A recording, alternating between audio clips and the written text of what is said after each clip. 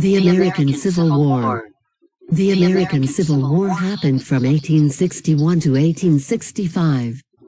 The main cause was Southern states feeling that the U.S. federal government in Washington, D.C. should not have the power to tell them what to do. This was especially true about two issues: taxes and slavery. The Southern economy was based on agriculture, while the Northern economy was based on manufacturing.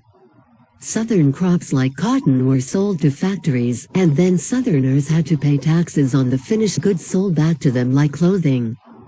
Many Southerners felt this was unfair. Additionally, the agricultural economy in the South was reliant on the labor of enslaved Africans and their descendants. Many people, especially from the North, felt this was wrong and that slavery needed to be abolished. Southerners felt the abolitionists were threatening their way of life.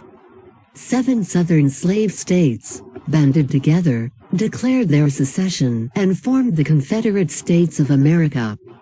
The government in Washington, D.C. and its army was known as the Union, since they were fighting to keep the country united. Abraham Lincoln was President of the United States during the Civil War.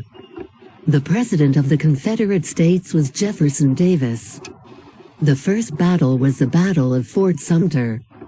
During the war, President Lincoln issued the Emancipation Proclamation, which declared the freedom of slaves in the Confederate States of America. This action was supposed to show that Lincoln was still in charge of the entire United States. The Civil War was the bloodiest war fought inside the United States. 620,000 were killed and millions more were injured. One of the bloodiest battles of the Civil War was the Battle of Gettysburg in Pennsylvania.